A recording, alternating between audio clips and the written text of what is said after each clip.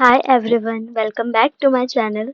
मैं हूँ राधिका और आज का वीडियो स्पेशली है बीकॉम और बीए सेमेस्टर 4 के स्टूडेंट्स के लिए। आप सबके पास एक वैक का एक सब्जेक्ट है जो है the art of being happy. तो आज मैं आपके लिए इस सब्जेक्ट से रिलेटेड मैं आपकी वीडियोस लेके आई हूँ एंड होपफुली आप इस वीडियो को एंड तक देखेंगे, क्योंकि जब तक आप वीडियो को एंड तक नहीं देखेंगे तब तक आपको कुछ भी समझ नहीं आएगा। एंड मैंने इस वीडियो में आपके सारे टॉपिक्स कवर किए हैं। आज हम यूनिट 1 करेंगे, लेकिन मैं आगे इसकी 5 वीडियोस और लेकर आऊंगी जिसमें मैं आपकी टोटल 4 यूनिट्स मैं कवर करवाने वाली हूँ और एक वीडियो आपकी होगी वन शॉट और कुछ एक्स्ट्रा और इम्पोर्टेंट क्वेश्चन के बारे में हम उसमें डिस्कस करेंगे। तो आपको अगर अगर आपको ये पढ़ना है, इस सब्जेक्ट आपका है ये सब्जेक्ट, तो आप प्लीज वीडियो को एंड तक देखना। एंड अगर आपको वीडियो अच्छी लगे, आपको वीडियो हेल्पफुल लगे, तो प्लीज आप लाइक करना और अपने दोस्तों के साथ भी शेयर करना और सब्सक्राइब करना मत भूलना, ठीक है। एंड इफ आपको नोट्स परचेज करने हैं तो मैं डिस्क्रिप्शन में अपना टेलीग्राम चैनल का लिंक डाल दूंगी। आप मेरे टेलीग्राम चैनल को ज्वाइन कर सकते हैं। एंड अगर आपको नोट्स परचेज करने हैं तो नोट्स पेड है। आप जो नोट्स हैं वो 79 रुपीज के हैं, जिसमें सारी यूनिट्स मैं कवर करूंगी। और नोट्स आपको कैसे परचेज करने हैं उसकी डिटेल्स आपको मेरे टेलीग्राम चैनल से मिलेगी। तो प्लीज आप टेलीग्राम चैनल जरूर ज्वाइन कर लेना, ठीक है। तो आज जो मैं टॉपिक्स कवर करने वाली हूँ वो है डेफिनेशंस, फैक्टर्स ऑफ हैप्पीनेस और उसके एनवायरमेंटल और सोशली हैप्पीनेस। हैप्पीनेस कैसे क्या क्या फैक्टर्स हैं उसके एनवायरमेंटली और सोशली, ठीक है। फिजिकली, इमोशनली और psychologically wellbeing of for happiness के बारे में हम पढ़ेंगे physiological and hormonal basis of happiness. फिर उसके बाद पढ़ेंगे कॉपिंग विद स्ट्रेस, कि हम स्ट्रेस से कैसे बच सकते हैं। एक लाइफ सेविंग स्किल है, हम इसके बारे में पढ़ेंगे, ठीक है। तो अब हम और टाइम वेस्ट ना करते हुए इस वीडियो को स्टार्ट करते हैं, ठीक है। Definition of happiness. हैप्पीनेस की डेफिनेशन क्या है? Happiness refers to a state of well-being and contentment where a person experience positive emotion, life satisfaction, sense of purpose. It can be both short term, means momentary joy, or long term, means overall life satisfaction, ठीक है। इसका मतलब है कि happiness क्या होती है कि आप एक ऐसी स्टेट में हैं कि जहां आप हेल्दी हैं, मेंटली भी आप बहुत ज़्यादा अच्छे हैं, ठीक है? और आपके जो इमोशंस हैं वो पॉजिटिव हैं, ठीक है? आपको अपनी लाइफ से सैटिस्फैक्शंस मिल रही है, आप जो भी चीज़ कर रहे हो, आप उस चीज़ों से सैटिस्फाई हो रहे हो, आप जो खा रहे हो, आप जो पहन रहे हो, आप उन चीज़ों से सैटिस्फाइड हो, अपने फ्रेंड्स से, अपनी फैमिली से, एवरीथिंग आपकी लाइफ में सैटिस्फैक्शन है, ठीक है? और एक सेंस ऑफ पर्पस कि आप जो मतलब आपकी जो हैप्पीनेस है वो कैसी हो सकती है? वो या तो शॉर्ट टर्म भी हो सकती है कि कुछ टाइम के लिए खुशियाँ आए, और वो लॉन्ग टर्म भी हो सकती है कि आपके साथ खुशियाँ आए और आपके साथ ही रह जाएँ, ठीक है? इसके कुछ एनवायरमेंटल फैक्टर्स हैं कि खुश तो हम रहते हैं, लेकिन क्या एनवायरमेंटल भी हमारी खुशी को अफेक्ट करती है? तो आओ हम उसके बारे में पढ़ते हैं कि कैसे एनवायरमेंटल फैक्टर्स हैप्पीनेस को अफेक्ट करते हैं, हैप्पीनेस को बढ़ाते हैं, ठीक है? There are external surroundings There are external surroundings and physical conditions that influence an individual's mood and well-being। कि यहाँ पर बहुत सारे external surroundings हैं और ऐसी कुछ physical conditions हैं जो एक इंसान के मूड को क्या कर देती है, चेंज करती है, इन्फ्लुएंस करती है, ठीक है। सबसे पहला है क्लीन एनवायरनमेंट। अगर आपका एनवायरनमेंट क्लीन होगा, आपके आसपास फ्रेश एयर होगी, क्लीन वाटर होगा, ग्रीन स्पेस प्रोम्स होंगे, ठीक है, तो आपको क्या मिलेगी, एक मेंटली पीस मिलेगी, ठीक है। अभी ऐसे आजकल सब बोलते हैं कि पहाड़ों पे जाना है, असली सुकून तो पहाड़ों पे है। तो पहाड़ों में क्या है, एक क्लीन एनवायरनमेंट है, फ्रेश एयर है, आसपास हरियाली है, पौधे हैं, पानी है, झील है, नदियां है, वहां हमें कितना सुकून मिलता है ना जाके।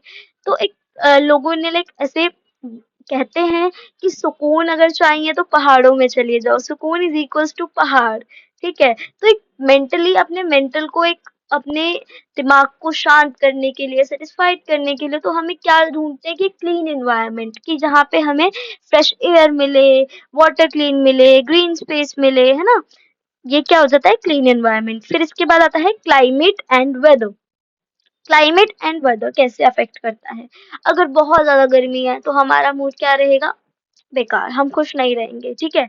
बहुत ज्यादा ठंडी है, हम घर से ही बाहर नहीं निकलेंगे, हम एक जगह बैठ के कंबल में और फिर वहां से हम उठेंगे ही नहीं, ठीक है। लेकिन अगर बारिश हो रही है ना, ठंडी ठंडी हवा चल रही है और अच्छा लग रहा है, मौसम बहुत प्यारा सा है, प्रीटी सा है, तो आपको क्या लगेगा कि वाह कितना अच्छा मौसम है, आपको उससे खुशी मिलेगी। तो क्लाइमेट और वेदर भी एक बहुत ज्यादा इम्पोर्टेंट है एक ह्यूमन बीइंग की हैप्पीनेस को लेके, ठीक है। Pleasant climates are often linked to better moods, while extreme weather may affect emotional health. Noise levels, noise levels की ज्यादा शोर ना हो, शोर कम हो, ठीक है, तो उससे हमें क्या मिलता है, सुकून मिलता है कि शांति, जहाँ ज्यादातर शांति है वहां पे क्या लगेगा, अच्छा लगेगा कि कितना शांत सा माहौल है। लेकिन वहीं आपके घर में रिश्तेदार आ जाएं और बहुत उनके छोटे छोटे बच्चे आपके पास चें चें पे करते लगे रहें, तो क्या आपको सुकून मिलेगा, नहीं मिलेगा, ठीक है। तो लोअर, जहाँ जितना ज्यादा लोअर नॉइज होगा, लोअर नॉइज पोल्यूशन होगा, वो क्या करेगा, हमारे स्ट्रेस को रिड्यूस करेगा, एंजाइटी को खत्म करेगा, ठीक है। तो वो भी क्या है, एक एनवायरमेंटल फैक्टर है हैप्पीनेस का। नेक्स्ट है अर्बन डिजाइन। अर्बन डिजाइन क्या है, वेल प्लान सिटीज, पार्क्स, ठीक है। अगर आप कहीं ऐसी जगह रहते हो जहाँ पार्क नहीं है, एक वेल प्लान सिटी नहीं है, तो वहां क्या आपको अच्छा लगेगा, आपको बस यही लगा रहेगा कि जब कब अच्छे से पैसे आए और कब हम यहाँ से जगह चेंज करें, कब हम कहीं और अच्छी जगह रहने जाएं, कहीं सिटी में रहने जाएं, सब ये सोचते हैं, ठीक है। ओपन स्पेस हो, ठीक है, ज्यादा एकदम क्राउडेड ना हो, है ना, सेफ ट्रांसपोर्टेशन हो आसपास, ठीक है। फिजिकल और मेंटल वेलबींग को क्या करता है, वो सपोर्ट करता है। फिर आता है एक्सेस टू नेचर, कि रेगुलर एक्सपोजर टू नेचर, जैसे कि रेगुलर क्या एक्सपोजर हो रहा है, फॉरेस्ट को, रिवर्स को, गार्डन्स को, क्या हो रहा है, एक्सपोजर हो रहा है इनका। तो अगर ये चीज क्या होगी, ये क्या करती है, हैप्पीनेस को क्या करता है, एनहेंस करता है, और स्ट्रेस को क्या कर देता है, बिल्कुल ही रिड्यूस कर देता है। सेकेंड है हाउसिंग क्वालिटी। हाउसिंग क्वालिटी क्या होता है, हाउसिंग क्वालिटी मीन्स आपका जो घर है वो क्या है, सेफ है, स्पेशियस है, कंफर्टेबल हाउसिंग है, contribute to a sense of security and piece.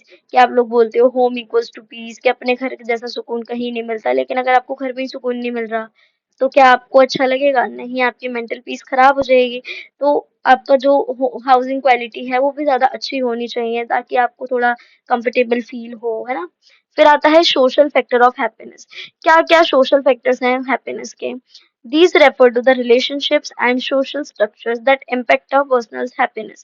ठीक है, कि एक पर्सन की हैप्पीनेस को इम्पैक्ट करता है क्या, हमारे रिलेशनशिप्स, हमारे रिश्ते, सोशल स्ट्रक्चर्स, ये सब चीजें। सबसे पहला है स्ट्रॉन्ग रिलेशनशिप। स्ट्रॉन्ग रिलेशनशिप कैसे हमारी मेंटल हेल्थ को अफेक्ट करता है, अगर आपकी फैमिली सपोर्टिव है, ठीक है, फ्रेंडशिप आपकी बहुत अच्छी है, तो ये क्या है, कीज है किसकी, source of emotional strength and joy. Second factor है sense of belonging. Sense of belonging क्या होता है कि आपको क्या, being a part of a community, कि आप किसी कम्युनिटी का पार्ट हैं या आप किसी ग्रुप का पार्ट हैं, तो वो आपको क्या प्रोवाइड करता है, एक आइडेंटिटी और एक इमोशनल सिक्योरिटी। नेक्स्ट है social support. Social support, help from others, ठीक है, आपको दूसरे लोगों से बचाता है, कब, जब आपके क्या है, टफ टाइम्स होता है, ठीक है, और आपको क्या बूस्ट करता है कि एक रीअश्योरेंस, रिजाइलेंस और हैप्पीनेस, ठीक है। इसके बाद है वर्क लाइफ बैलेंस, की एक वर्क लाइफ बैलेंस भी बना होना चाहिए, ये भी एक इम्पोर्टेंट फैक्टर है, ठीक है। हेल्थी रिलेशनशिप्स एट वर्क, आपके कलीग्स के साथ, आपके एम्प्लॉयज के साथ, बॉस के साथ कैसा रिलेशनशिप है, ठीक है, ये भी चीज आपकी मैटर करती है। And time for personal life, कि आप पर्सनल लाइफ के लिए कितना टाइम निकाल रहे हैं, ठीक है। फिर आता है इंक्रीज सेटिस्फेक्शन, ये आपकी सेटिस्फेक्शन को क्या कर देता है, इंक्रीज कर देता है। Next one is cultural and social values, कि आपकी कल्चरल वैल्यूज क्या है, आपकी सोशल वैल्यूज क्या है, कि कल्चर जैसे कि आप क्या प्रमोट कर रहे हो, काइंडनेस प्रमोट कर रहे हो, आपका कल्चर ऐसा है, ठीक है, आप कॉपरेशन कर रहे हो सामने वाले से, सामने वाले की बात को सुन रहे हो, ठीक है। ग्रेटिट्यूड, आप बाद में अगर कुछ चीज, जैसे आपने किसी का काम किया या आपको किसी ने कुछ करके दिया तो थैंक यू बोल रहा है आपको, या सामने वाला पर्सन, या आप किसी को थैंक यू बोल रहे हो, तो वो होता है ग्रेटिट्यूड। तो उससे आपको ऐसा लगता है कि जैसे मम्मी ने हमारे लिए कुछ बनाया, ठीक है, अच्छा सा खाने के लिए, है ना, और फिर हमने उनको बोला कि थैंक यू मम्मी, ये बहुत अच्छा बना था, तो उनसे उन्हें क्या मिलेगी, खुशी मिलेगी कि एटलीस्ट उनके बच्चे क्या कर रहे हैं, ग्रेटिट्यूड है भाई, काइंड हैं, है ना? और बहुत ज़्यादा मतलब सपोर्ट करते हैं, ऐसा नहीं कि मैं पूरे दिन काम करती हूँ, मतलब उनकी मेहनत का उनको फल मिल रहा है कि सामने वाले पर्सन को चीज़ें अच्छी लग रही है, एंड वो अच्छी ना भी लगे, हमें कभी भी किसी की मेहनत का मज़ाक नहीं उड़ाना चाहिए। उससे उसकी मेंटल हेल्थ पे बहुत ज़्यादा प्रेशर पड़ता है। चाहे किसी ने कैसा भी काम किया, हमें उसको हमेशा क्या करना चाहिए, सपोर्ट करना चाहिए और एक अच्छी चीज़ अपने आप को एक अच्छा दिखाना चाहिए, उसको थैंक यू कहना चाहिए, ठीक है? जो क्या एनकरेज करता है happiness. Next is equality and justice, कि आपके बीच में क्या होनी चाहिए, इक्वालिटी होनी चाहिए और आपको क्या मिलना चाहिए, न्याय होना चाहिए। अगर इक्वालिटी, आप ऑफिस में जा रहे हो और आपके जो अदर कलीग्स हैं, आपके साथ के जो लोग हैं, उनको ज्यादा आपका बॉस उनको ज्यादा इंसेंटिव दे रहा है, उसको ज्यादा अप्रिसिएशन दे रहा है, और आपको आपको हमेशा डांटता रहता है, वर्कलोड दे देता है बहुत ज्यादा, तो आपको क्या होगा, उससे आपको लगे कि मैं मेरे साथ इक्वालिटी नहीं हो रही, है ना? तो अगर आप कहीं किसी कॉर्पोरेट वर्ल्ड में हो और किसी से आप अपना काम करवाते हो, तो आपको हमेशा हर किसी को क्या समझना चाहिए, इक्वल समझना चाहिए। जैसे एक जगह मेल फीमेल दो तरह के लोग हैं, मेल्स को ज्यादा प्रायोरिटी मिल रही है, फीमेल्स को कोई प्रायोरिटी नहीं मिल रही, तो that is also a factor की इक्वालिटी होनी चाहिए। अगर इक्वालिटी नहीं दिखाओगे आप, तो सामने वाला पर्सन क्या फील करेगा कि उसको बहुत ज़्यादा इनजस्टिस फील होगा अपने साथ में, ठीक है? Living in a fair and inclusive society, कि आप ऐसी सोसाइटी में रहो जो क्या है, फेयर है। फेयर मीन्स ट्रांसपेरेंसी है उसमें। Inclusive society makes individuals feel more secure, और जो सोसाइटी इंडिविजुअल्स को क्या फील करवाती है कि वो क्या है, सिक्योर है और उनकी वैल्यू हो रही है आगे जाके। नेक्स्ट है physical, emotional and psychological wellbeing for happiness, कि फिजिकली और इमोशनली और साइकोलॉजिकली कि क्या-क्या पर्सपेक्टिव्स हैं हैप्पीनेस के। So the next one is physical wellbeing and happiness. सबसे पहले हम पढ़ेंगे फिजिकल वेलबींग के बारे में, ठीक है? अगर आपको लगे कि मैं बहुत ज़्यादा धीरे बोल रही हूँ, तो आप इस वीडियो को स्पीड में चला के देख सकते हैं, तो आपको प्रॉब्लम नहीं होगी, ठीक है? अगर आपको लग रहा है कि मेरी स्पीड बहुत ज़्यादा स्लो है या फास्ट है, तो आप स्लो करके देख लेना, एंड आपको लगे कि बहुत ज़्यादा स्लो है, तो आप फास्ट करके देख लेना, ठीक है? नेक्स्ट है डेफिनेशन। डेफिनेशन क्या है इसकी, कि फिजिकल वेलबींग, कि आप फिजिकली कितने फिट है, वो भी क्या वो करता है कि अगर आप हेल्दी हैं तो आप खुश हैं, अगर आप हेल्दी नहीं है तो आप खुश नहीं है, ठीक है? Physical wellbeing means having a healthy body through proper nutrition, कि आपको उसका प्रॉपर न्यूट्रिशन मिल रहा है, आप रेगुलर एक्सरसाइज कर रहे हैं, एडिक्वेट नींद अच्छी से ले रहे हैं, ठीक है? और आप एब्सेंस ऑफ इलनेस, कि अगर बीमारी बीमारी नहीं है तो आप क्या हो, आप खुश हो, ठीक है? How it contributes to happiness, ये हैप्पीनेस में कैसे कंट्रीब्यूट करता है? Good health boost energy and reduce stress, अगर आपकी हेल्थ अच्छी है तो वो क्या करेगी, एनर्जी को बूस्ट करेगी और स्ट्रेस को क्या कर देगी, रिड्यूस कर देगी। नेक्स्ट है एक्सरसाइज रिलीज एंडोफिन्स, मींस कि जो एक्सरसाइज है वो हैप्पी, जो हार्मोन्स है ना, जो हमारे एंडोफिन्स होते हैं, उसको हम हैप्पी हार्मोन्स कहते हैं, उसको रिलीज करता है एक्सरसाइज करने से। फिर आता है प्रॉपर स्लीप इम्प्रूव मूड, कि अगर आप प्रॉपर स्लीप ले रहे हो तो आपका जो मूड में क्या होगा, जो आपको मूड चेंजेस होते हैं उसमें इम्प्रूवमेंट होगा, आपको अच्छे मूड स्विंग्स होंगे। फिर इसके बाद है फोकस, आपका फोकस बढ़ता है, इमोशनल स्टेबिलिटी होती है आपके अंदर। फिर इसके बाद है लेस पेन और इलनेस, कि अगर आप ज्यादा बीमार हो, ठीक है, अगर आप बीमार हो तो इलनेस आपको नहीं होगी, अगर आपको दर्द कम हो रहा है तो, ठीक है? Allows a person enjoy life more freely, ये चीजें क्या अलाउ करती है इंसान को, कि अगर आप बीमार नहीं हो ना किसी भी चीज से, आपके अंदर बीमारी नहीं है, तो आप आजादी से जी सकते हो। अगर आपको बहुत ज्यादा बीमारी है तो आपके पास रिस्ट्रिक्शंस लग जाती है कि आप ये नहीं खा सकते, यहाँ नहीं जा सकते, वहां नहीं जा सकते। तो जितने ज्यादा आप हेल्दी हो, उतनी ज्यादा आपकी लाइफ क्या है, फ्री है, और आप उतना ज्यादा इंजॉय कर सकते हो। Example, a person who Yeats healthy, exercise daily and sleeps well is likely to feel more energetic and positive. फिर इसके बाद आता है emotional wellbeing and happiness. Emotional wellbeing, की आपको इमोशनली भी आपकी जो चीजें हैं वो अच्छी होनी चाहिए, तभी आप अपनी लाइफ में खुश हो सकते हो। तो इमोशनल वेलबींग बहुत ज्यादा जरूरी है। Means the ability to understand, manage and express emotion, कि आप अपने इमोशंस को किस तरह से एक्सप्रेस कर पाते हो। आपके इमोशंस एग्रेसिव है कि आप गुस्से में रोने लग जाते हो, ठीक है?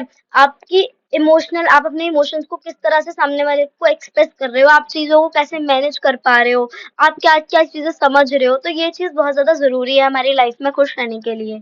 इसके बाद आता है how it contributes to happiness, कि ये हैप्पीनेस तक कैसे कंट्रीब्यूट करता है। ठीक है, helps in कॉपिंग with stress, stress को कॉप करने में हेल्प करता है कि आपके जो भी लाइफ में चैलेंजेस आ रहे हैं, अगर आपको चीजें समझ आ रही है और आपको मैनेज करना आता है ना, तो आप कभी भी, आपको किसी भी चीज का स्ट्रेस नहीं होगा, कि आप कभी भी ऐसे आपको डर नहीं लगेगा कि अब ये कैसे करूँ, वो कैसे करूँ, ये कैसे मैनेज होगा।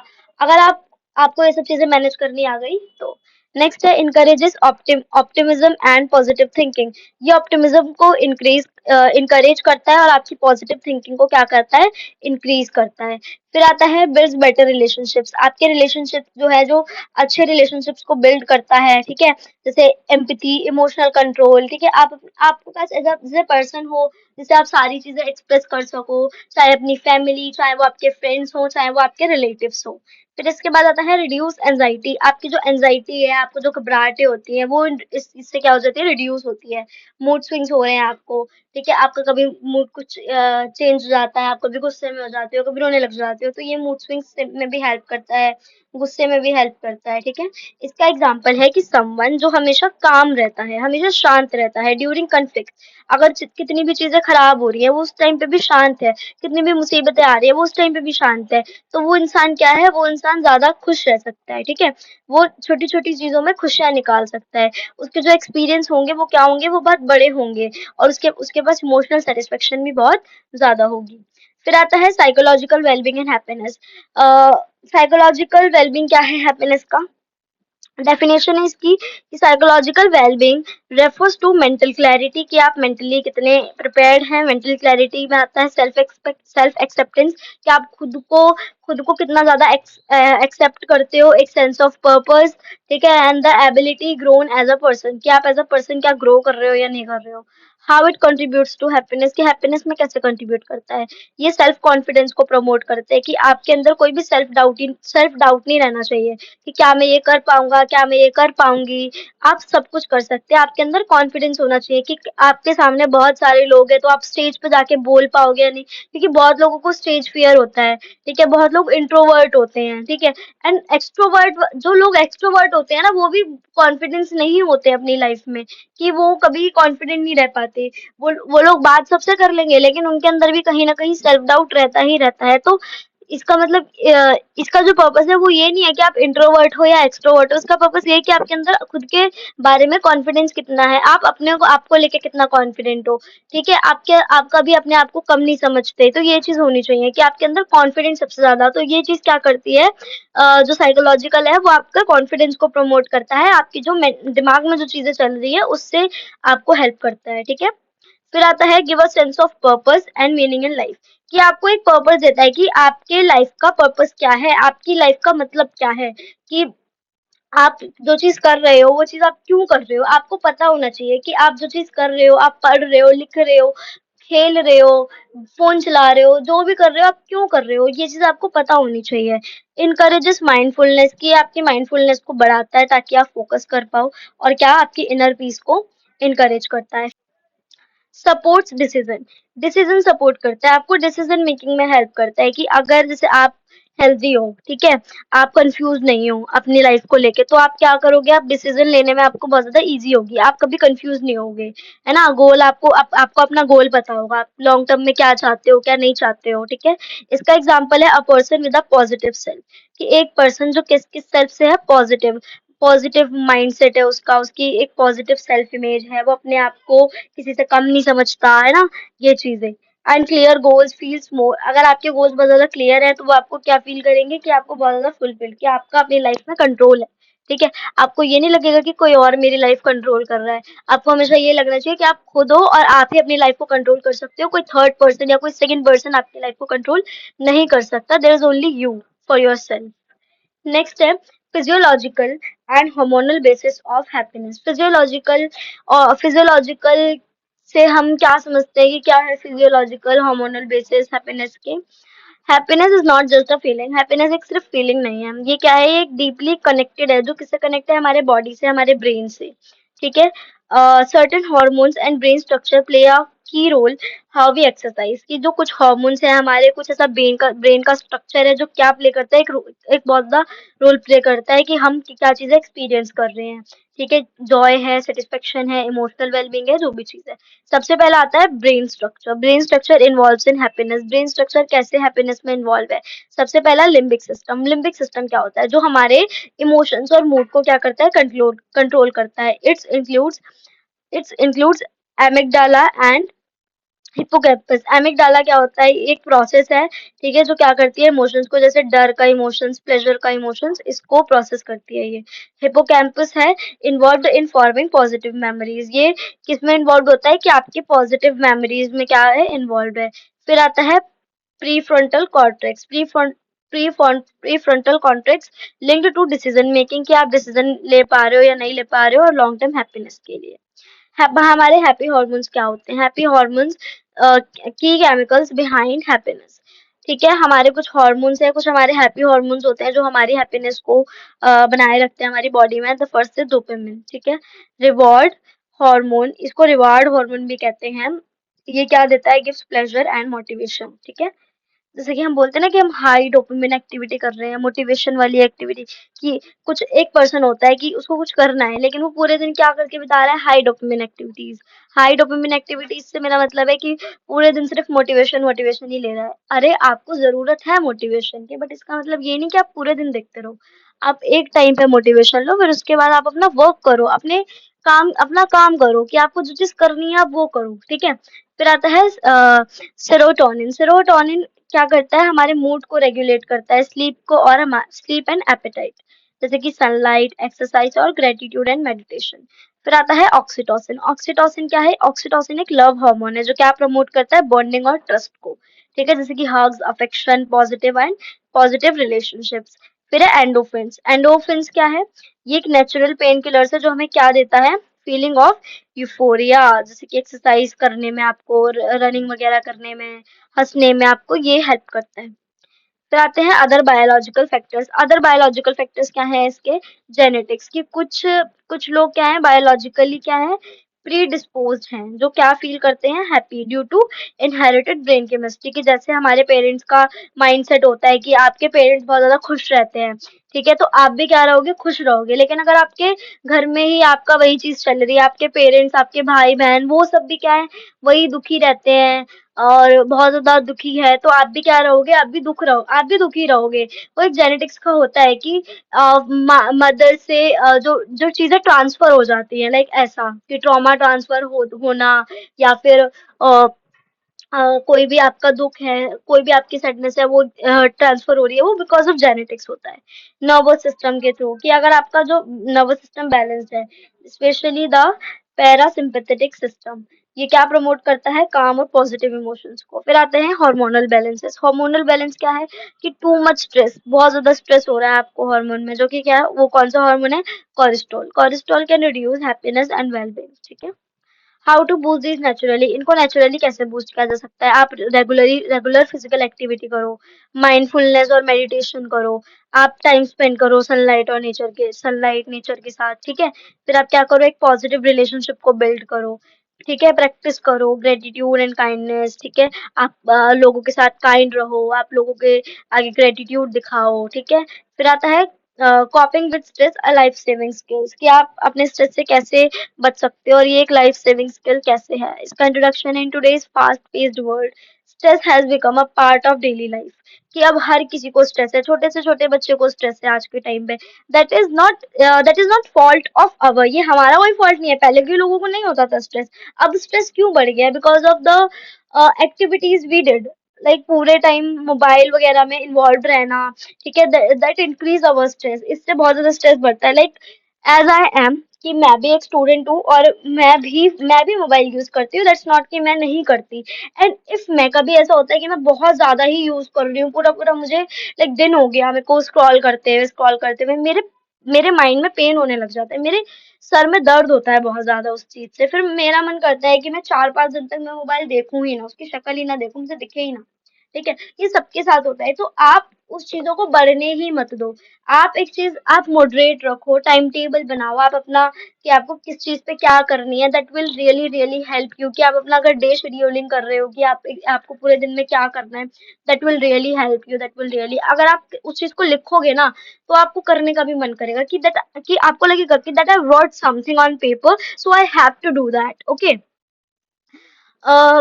स्ट्रेस क्या हो गया, अब डेली डेली पार्ट है भाई लाइफ का, डेली किसी ना किसी को स्ट्रेस है, किसी को स्टडीज का है, किसी को काम का है, किसी को रिलेशनशिप्स का है, किसी को हेल्थ का है। While some stress is natural, और जहाँ पे कुछ स्ट्रेस क्या है, कुछ नेचुरल है, जैसे कि क्रॉनिक और unmanaged stress can lead to serious physical, mental and emotional problems. इसीलिए क्या है कि हमें स्ट्रेस से कॉप करना आना चाहिए, ठीक है। ये क्या है, एक लाइफ सेविंग स्किल है। Why it is called life saving skills, अच्छा इसको लाइफ सेविंग स्किल क्यों कहते हैं? ये हमारी मेंटल हेल्थ को प्रोटेक्ट करता है, ठीक है। Reduce the risk of anxiety, anxiety के रिस्क को रिड्यूस करता है, डिप्रेशन और बर्नआउट के। प्रिजर्व्स फिजिकल हेल्थ, आपकी फिजिकल हेल्थ को प्रिजर्व करता है, ठीक है। जैसे भी आपको हाई ब्लड प्रेशर का इशू हो गया, हार्ट डिसीज, स्लीप डिसऑर्डर्स, ये सब, इन सब चीजों से क्या करता है, आपको प्रिवेंट करता है। Improve decision making, decision making में आपको हेल्प करता है, कि अगर आपका माइंड एकदम क्लियर है, ठीक है, तो आप क्या हो, आप काम हो, आपका क्लियर है माइंड, तो आप चीजों को ज्यादा अच्छे से समझ पाओगे, ठीक है। Calmer mind think better in tough situations. Support relationships, relationship को सपोर्ट करता है, ठीक है। आप अपने पेरेंट्स से ज्यादा गुस्से में बात कर रहे हो, अगर आप एकदम काम हो तो आपको गुस्सा नहीं आएगा, तो वो आपके रिलेशनशिप्स को भी प्रमोट करेगा, ठीक है। Prevent anger outbursts and emotional withdrawal. Boost productivity and focus, आपकी प्रोडक्टिविटी को बढ़ाएगा, आपके फोकस को बढ़ाएगा। जैसे कि अगर आपका स्ट्रेस कम है तो better performance in school work and daily task. फिर आता है टाइप्स ऑफ कॉपिंग स्ट्रेटेजीज, क्या क्या टाइप्स हैं स्ट्रेटेजीज से बचने के, क्या क्या क्या क्या कॉपिंग स्ट्रेटेजीज हैं, स्ट्रेस कॉपिंग स्ट्रेटेजीज क्या क्या है। सबसे पहली healthy positive कॉपिंग strategy, physical activity करो, एक्सरसाइज करो, ठीक है, और माइंडफुलनेस मेडिटेशन वगैरह करो। टॉकिंग टू समवन, अपने अंदर चीजें मत रखो, किसी से बात करो, अपने फ्रेंड्स को बताओ, अपनी फैमिली को बताओ, या अपने थेरेपिस्ट को बताओ, ठीक है। लेकिन अपने मन में चीजें मत रखो, जिससे आपको ओवर थिंकिंग होगी, तो ओवर थिंकिंग बहुत ज्यादा, आज के टाइम पे तो ओवर थिंकिंग नॉर्मल हो गया, हर कोई करता है ओवर थिंकिंग। तो ओवर थिंकिंग आपको ना हो, इसलिए आपको चीजें शेयर करो, जो भी चीजें आपको लग रहा है कि आप कहीं उलझ रहे हो, तो उसको क्लियर करो अपने माइंड से।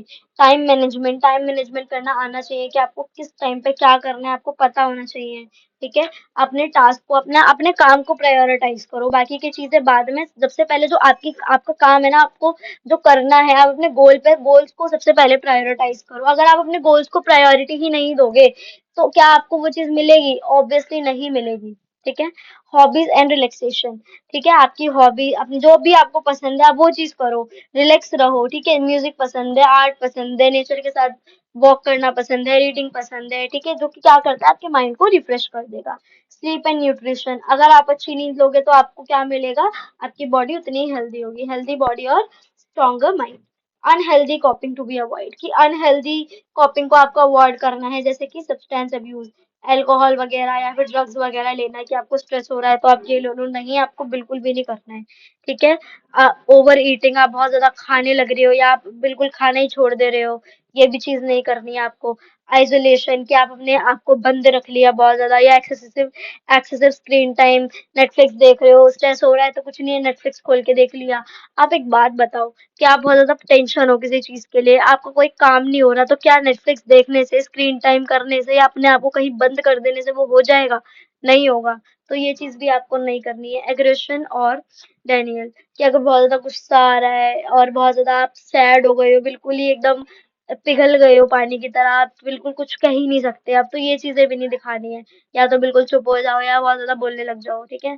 Stress resilience skill, self awareness, recognising your stress and triggers, अपने स्ट्रेस को रिकॉग्नाइज करो, फिर उसको ट्रिगर करो। Emotional regulation, controlling reaction, not suppressing emotion, आप रिएक्शंस को कंट्रोल करो अपने, और अपने इमोशंस को सप्रेस होने मत दो। पॉजिटिव थिंकिंग, हमेशा अच्छी चीजें सोचो, ठीक है। प्रॉब्लम्स और चैलेंजेस से प्रॉब्लम्स और चैलेंजेस को रिफ्रेम करना सीखो। Seeking help, knowing when and where to ask for support, कि आपको पता होना चाहिए कि आपको कब हेल्प की जरूरत है और आपको किससे हेल्प की जरूरत है, ठीक है। Flexibility, adapting a chance and uncertainty, ठीक है। आपको क्या करना है, आपको एक चेंज अडेप्ट करना है, कि आप कुछ चीज कर रहे हो और उससे आपको कुछ नहीं मिल रहा है, तो आप चेंज करो, चेंज अडेप्ट करो, ठीक है। और अनसर्टेनिटी से बचो। तो आज की जो यूनिट बनती है यही खत्म होती है। एंड इफ आपको ये वीडियो बिल्कुल हेल्पफुल लगी हो तो प्लीज मेरे चैनल को सब्सक्राइब करना, वीडियो को लाइक करना और कमेंट किए बिना मत जाना। ठीक है। एंड अगर आपको इस सब्जेक्ट के नोट्स परचेज करने हैं तो आप मेरे टेलीग्राम चैनल को आप सब्सक्राइब कर सकते हो, मैंने डिस्क्रिप्शन में मैं उसको डाल दूंगी। एंड आपको नोट्स कैसे परचेज करने हैं उसकी डिटेल्स आपको मेरे पिन मैसेज में आपको टेलीग्राम चैनल पे मिल जाएगी। Okay, and thank you for watching the video. Bye bye.